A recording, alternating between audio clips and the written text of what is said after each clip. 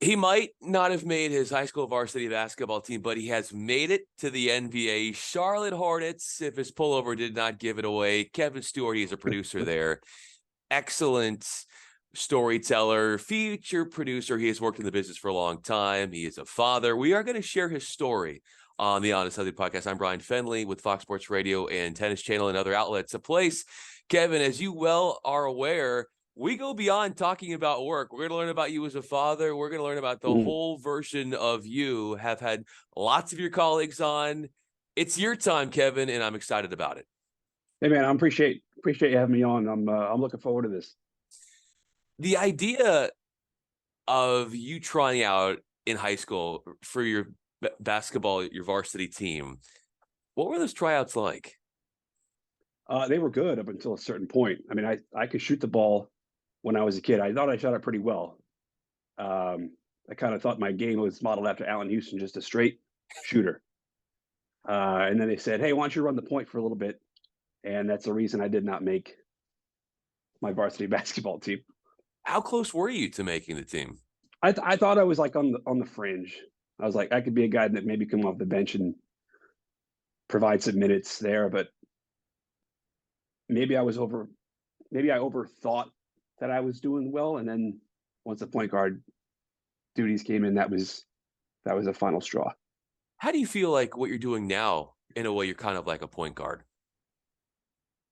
Well, I'm mainly responsible for our show called Real Access, which is our web series. It's like a behind the scenes kind of show, which we tell the story of the Hornets season on and off the court.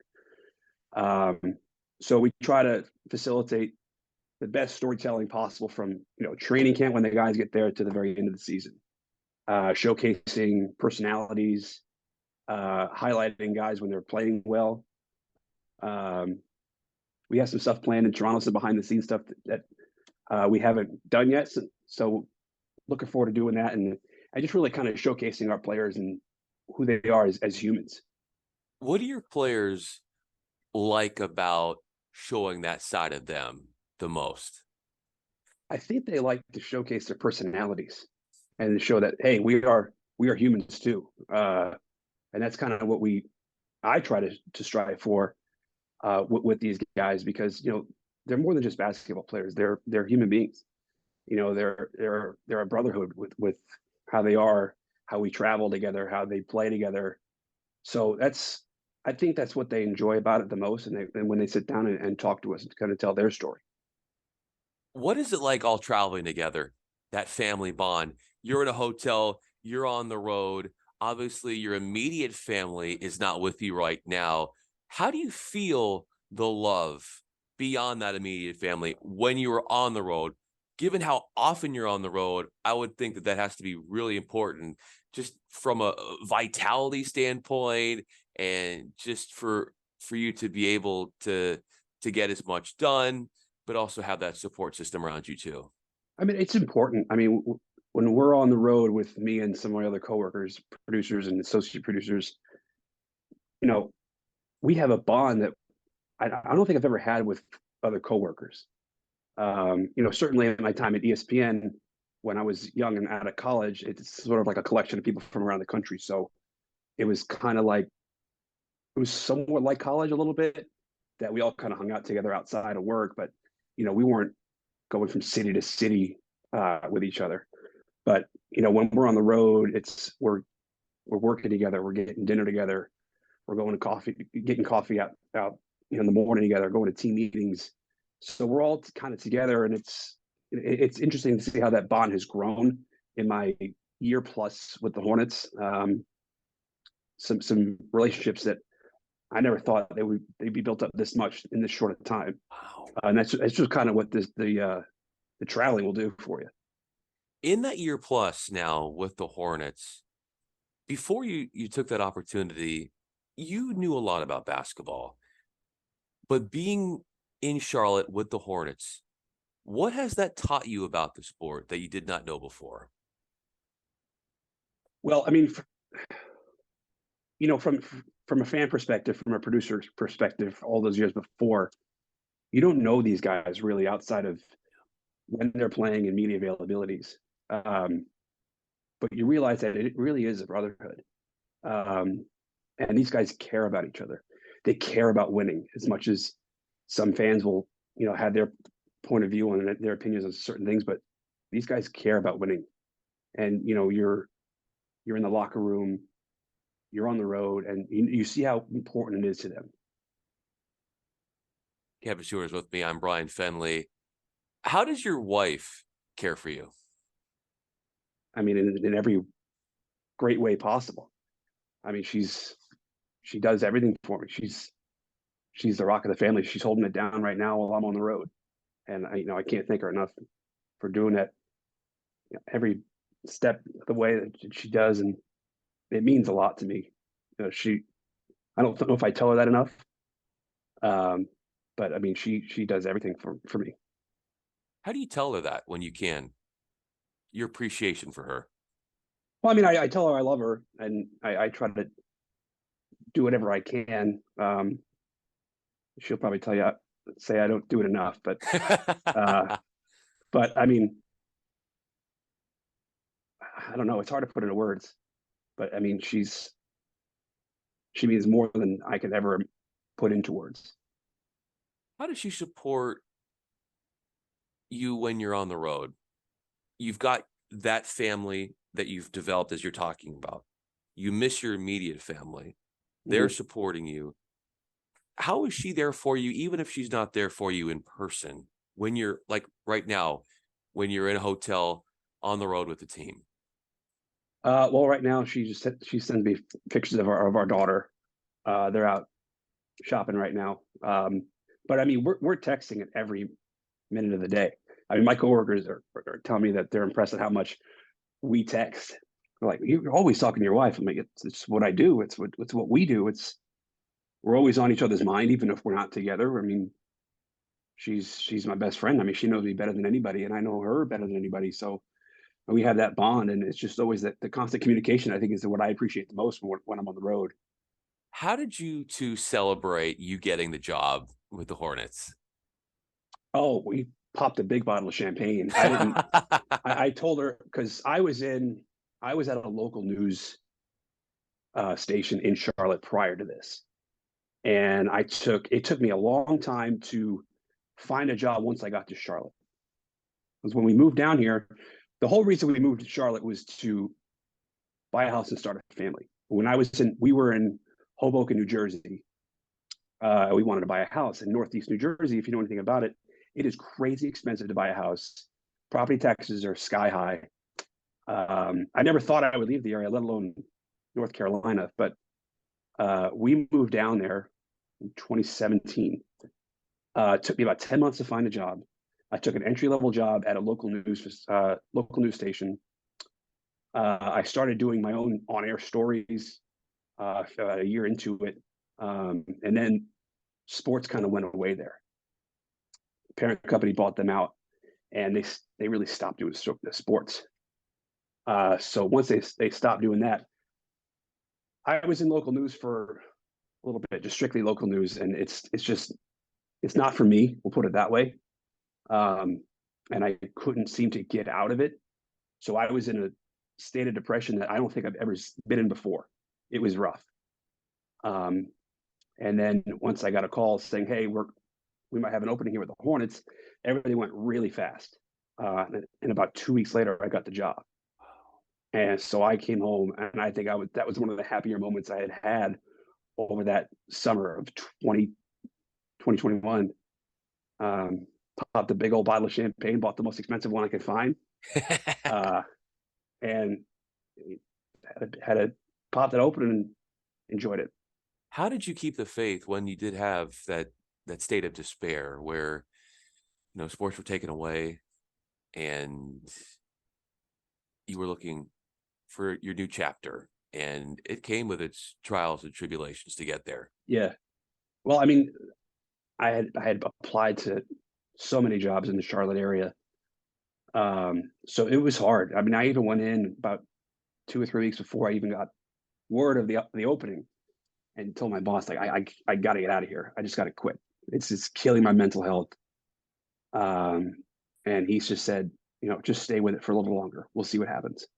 And the Hornets thing opened up, but it was hard. Like my wife would tell me, is there anything else that you want to do in life that to not work in sports? And I could not think of one thing that I could transfer to that wouldn't, take me going to learn and go to like online schooling or I couldn't think of anything else. I mean, sports is what I've wanted to do since I was a kid. And if I wasn't going to make it to, playing second base for the New York Yankees, which I knew at a very early age I wasn't going to be, I just had to be involved in sports somehow. So it was hard that summer. So trying to keep the faith it was hard, but you just got to be strong and press forward.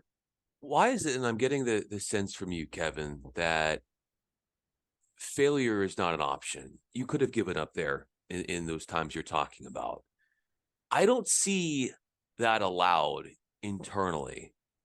Why is that? Why have you created that mind state to think that way? Well, the short, easy answer is probably my stubborn Irishness. But I got it all from my father. I mean, my father I think he didn't complete high school. He went back, got his GED. But when I was a little baby, like he got a job on Wall Street and he busted his butt to get that job. And he busted his hump my whole life. He moved us out of New York City. I was in the Bronx when I was a kid. He moved us out when I was about 5 or 6 years old to a town in Connecticut, and he would commute 2 hours each way every day to work. Did that up until, and then he did that up until we lost him back in April. And failure was never an option for my father. There was one time we were buying a house in Connecticut, and we couldn't get it. And he even wrote a letter to the governor of the state saying, I have to get this house. And we ended up getting it. And he got a couple good breaks, of course, his career. But he worked his butt off my whole life. And I probably get it from him. How do you remember him to this day? He's my hero. He's my best friend. Sorry, it's tough. We lost him in April. It was pretty unexpected, but he was a patriarch of the house. I mean, he was a leader, and I remember I just remembered a time where I didn't write my college application, like I wasn't being on time with it. And he pulled me aside, and was like, this is so important because I'm the first guy in my family to go to college. Wow. And he was like, it's so important. We got to get you a good job, because he wanted to set me up for success. So I kind of learned it from him that he was always, couldn't let him down. And that was my most important, I guess, way of approaching things. Knowing that, even though he's not with you, how do you think he would feel about where you are now? Oh, I mean, I know he was proud of me. He knew that I wanted to pursue a career in sports. He was proud of me when I got my internship at ESPN. When I moved to MLB Network, he would crash at my place some nights because he ended up working in Jersey City and I was in Hoboken. So he had to get up at 4 in the morning to go from Connecticut to Jersey City every day. So he would be there with me there. And he knew that I was struggling before I got the job here with the Hornets. But he just said, keep going. And I knew he was proud of me when I got the job there. Kevin Stewart is with me. I'm Bryan Fenley, producer for the Hornets. He joins me on the Onto Something podcast. You also have a daughter. She plays an integral part of your family and in her place in it. How has that changed you? Being a dad yourself, you talk about how your father impacted you. How has your daughter impacted you in a different way? I mean, you realize that different priorities take place. Yeah. Like when I was, before I met my wife, it was, let's go to as many games as I can. And I moved down to Jersey, the New York City area, in 2011. And that was the year the Giants won their fourth Super Bowl. I went to 8 games that year. I was going to Ranger games, Knick games, Yankee games as much as I could. Now I could care less about all that stuff, really. I mean, obviously I'm getting paid to go to games now, but she is priority number one. Her and my wife, obviously, but you realize that there are a lot more important things in life than just going out and having fun. Watching her grow up, because she's now 3.5. She'll be 4 in April, and it's just amazing watching her develop and grow. Like I was on FaceTime with my wife and her earlier today, and I told her how crazy it is how conversational she's getting now as she approaches age 4, and it's incredible to watch her grow. And we're close with another family, and they have 2 girls, and I kind of pick their brains about parenthood, and they say the same thing. It's just crazy watching these young kids grow up, and you stop and learn to really appreciate that. What about her at her age do you find was the same with you when you were that age? She's just very creative. Her imagination is insane sometimes. But I don't know if I'm having an effect on her now, because every time she sees me wear this shirt, she yells, "Oh, Hornets!" And she goes, "That's my favorite team." And I'm like, "Well, yeah, I guess so." I mean, when I was 3 years old, the Yankees were my favorite team. I couldn't really tell you much about them at 3 years old, but it's just funny how you see it rub off. How do you feel like you're rubbing off on others in this business? Just the way in which you've navigated. How do you want to be perceived? How do you want people to look at how you overcame things and what you've been able to do ever since? Well, I mean, I don't really try to talk about my struggles because nobody really wants to talk about the bad stuff, but I try to lead by example. I mean, our staff with the Hornets is pretty small compared to where I've been, like major sports networks, as you probably know. But I'm one of the older guys in the group, if not the oldest. And I just try to lead by example and try to lead by professionalism, and show that, hey, you know, make the environment a product. Yeah, make the environment a product of you. Don't make the environment make a product of yourself. I don't know if I worded that correctly, but just, you could be in a situation where you don't really appreciate what's going on, or a situation where you're struggling. But if you really just kind of focus and lock in and learn and sit back and observe and take all of it in, you can make yourself who you want to be. And that's kind of, where I try to put things. But I just try to lead by example and just kind of showcase what can be done. Like, I'm not gonna say I'm the best producer in the business, far from it, but let's just try to all be a good team, and put out the best product that we can. I love that. You're putting the team first. A great guy in this industry. One of the reasons I wanted to have you on, and to share your story, and to be somebody that has overcome a lot. I want to leave you with this. Kevin Stewart is with me. I'm Bryan Fenley. You, on a game day, if I were to observe you when you get to the arena, what am I going to witness from you? Well, today we have a game today against the Pacers, so you could probably figure out, if you're watching this when we're taping this podcast. We'll get to the arena today. I'm on the first bus. Second bus will come in, and I'll get some arrival video of the guys coming in. Kind of prep for the game. If I have other work that needs to be done, I'll get that done. But once the game starts, you'll see me or one of my other co-producers. You watch the Hornets game, you see the Hornets bench, 2 spots on the floor. Below it on the baseline, there I am, and I have my camera, and I'm filming game action, filming the bench, filming the arena itself, and everything that's going on during an NBA game. So that's mainly what I'm doing. And then after the game, we'll head in the locker room with our camera and capture whatever we can there, and turn it into a television show, or an internet show, I should say. Well, you're doing such a great work. You have won, is it now 6 Emmys? Did I get Six that right? Emmys. Yes, sir. That was all MLB Network, and that was not because of me. It was because of the huge staff that we had there, winning best outstanding daily show in America, and that was it was some great times, some stressful times, but when that trophy gets to your door, you're humbled and you realize how much work really goes into it, and you're proud. I mean, you're so proud of what we were able to accomplish there. And my mother still tries to get me to send one of my Emmys for her. I said, no, we work way too hard for this. And we're trying to get number 7, hopefully with our Real Access show. Yeah, I got a feeling that it's not going to stop at 7 though. I feel like I think we're going for double digits here, Kevin. Don't I you hope think? so. I mean, geez, it's been a while.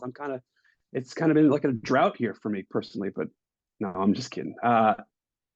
Yeah, I hope so. I told my team at the beginning of the season, we won a telly for Real Access last year, which is a worldwide kind of recognition.